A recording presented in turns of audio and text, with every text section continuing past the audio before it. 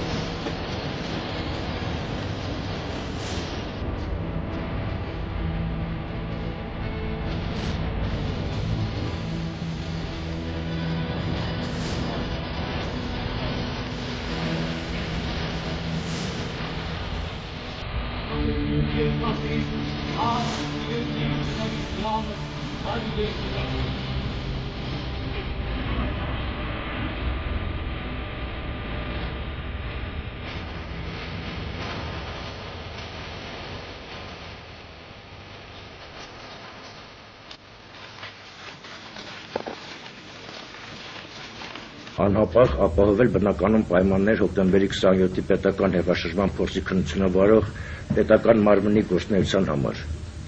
Անհապաղ զբաղեցրած պաշտոնից ազատել նախագահի աշխատակազմի ղեկավար, անվտանգության խորհրդի քարտուղար պարոն Սերժ Սարգսյանին, թե մեծ թե Դեմիրճյանների ընտանիքին անհրաժեշտ է իմանալ իրական թշնամուն, իրական հանձնարարությունը տվողին եւ մենք համոզված ենք, որ զինվորական դատախազությունը որևէ կասկածի տեղիք առ այսօր չի տվել։ Կանթույլատրել ենք իրոք համարում հասարակական կարծիքի ապակողմորոշումը եւ քննչական խմբի առաջ խոչընդոտներ ստեղծելը։ Ժողովրդին այս հարցերը ուզում են։ Առաջինը, ինչու նախագահան չդիմեց ժողովրդին, որովհետև իմ անձնական շփումների ժամանակ անընդհատ այս հարցադրումը հնչում էր։ Անկեղծ պետք է ասեմ, որ առաջի 2-3 օրվա ընթացքում դա ուղղակի ֆիզիկապես հնարավոր չէր անել։ Ես ամբողջ գիշերը զբաղվում էի այդ պատանդների ազատման եւ ընդհանրապես այդ դեպքի վայրում էի եւ զբաղվում էի այդ օպերացիայի ընդհանուր կոորդինացիայով։ Մյուս օրը իհարկե գիշերը չքնելով շատ ակտիվ աշխատանք էր գնում քաղաքական ուժերի, տարբեր կուսակցությունների, բանակի հետ, որովհետեւ վիճակը շատ նյարդացված էր եւ պետք էր ամեն ինչ անել, որ այս վիճակից ելնելով որևէ այլ զարգացումներ տեղի չունենան եւ ես միայն փաստորեն օրինական պաշտոնյան էի երկրում եւ ամբողջ ծանրաբեռվածությունը իմ ուսերի վրա էր։ Նույնիսկ ասեմ, որ մեր շենքում կամերաները արդեն տեղադրված էին հատուկ իմ դիմումը ձայնագրելու համար, բայց երկրորդ թե երրորդ օրը ես ազատվել եմ ընդամենը գիշերը 1-ին եւ հայտնաբերել, որ անհրաժեշտ է, որ վիճակս վիճակ չի։ Ուրեմն գնահատականները, գիտեք, տարբեր են լինելու, անպայման լինելու են, բայց մեկ դեպքում, եթե պարզվի, որ սա այլ պետությունների հետախուզական ինչ-որ ծառայությունների հատուկ ծառայությունների գործներ, ապա իհարկե ուղղակի պատասխանատվություն պետք է կրի մեր անվտանգության նախարարությունը, որը պետք է կանխեր, որը պետք է իր գործիքներով պետք է իրազեկ լիներ նման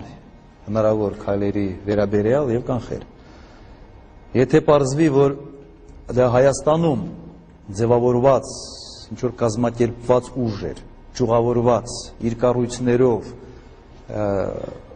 ապա եւ ազգային անվտանգության մարմինները եւ ներքին գործերը, այո, պետք է այստեղ նաեւ պատասխանատվություն կրեն, քանի որ ճյուղավորված ցանցի, մեծ ցանցի դեպքում